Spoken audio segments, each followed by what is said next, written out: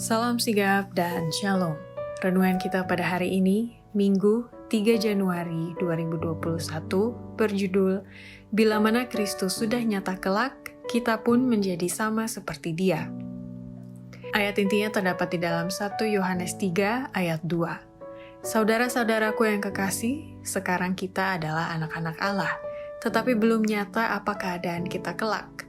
Akan tetapi kita tahu bahwa apabila Kristus menyatakan dirinya, kita akan menjadi sama seperti Dia, sebab kita akan melihat Dia dalam keadaannya yang sebenarnya.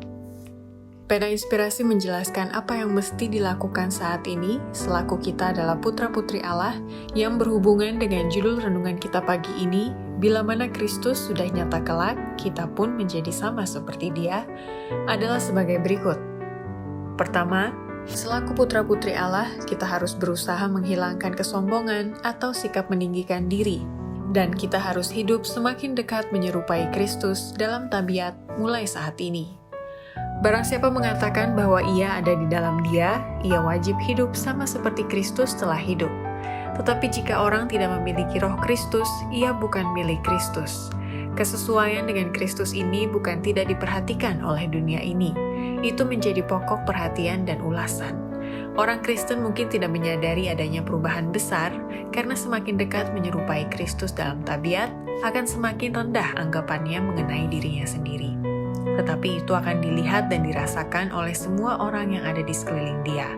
Mereka merasa bahwa tempat yang paling rendah pun dalam pelayanannya terlalu mulia baginya. Kedua, selaku putra-putri Allah, kita harus menetapkan tekad saat ini untuk memiliki satu harapan dan tujuan agar dapat melihat Allah melalui pikiran, hati, dan jiwa kita sendiri.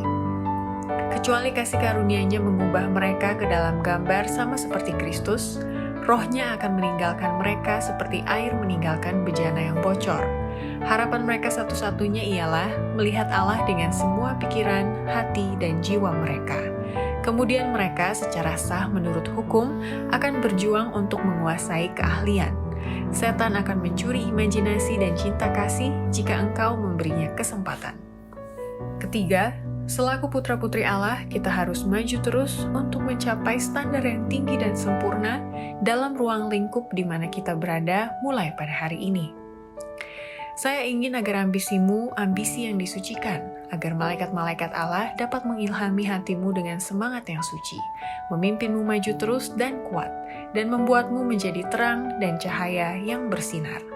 Buatlah setiap usaha di dalam dan melalui kasih karunia Kristus untuk mencapai standar yang tinggi yang ditetapkan di hadapanmu. Engkau dapat sempurna dalam ruang lingkupmu sebagaimana Allah sempurna dalam ruang lingkupnya. Bukankah Kristus telah menyatakan, karena itu haruslah kamu sempurna, sama seperti Bapamu yang di surga adalah sempurna. Keempat, selaku putra-putri Allah, kita harus menjadi contoh pasangan suami istri bahagia bagi anak-anak kita yang selalu mengasihi Allah dengan menempatkan kasih Kristus sebagai fondasi dalam hidup berumah tangga saat ini. Tuhan telah mengangkat suami sebagai kepala istri untuk menjadi pelindung baginya.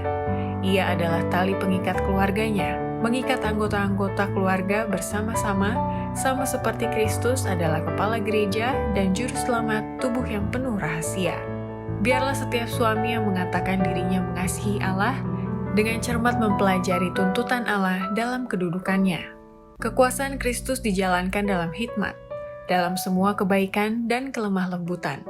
Biarlah dengan demikian suami menjalankan kekuasaannya dan meniru kepala gereja yang agung.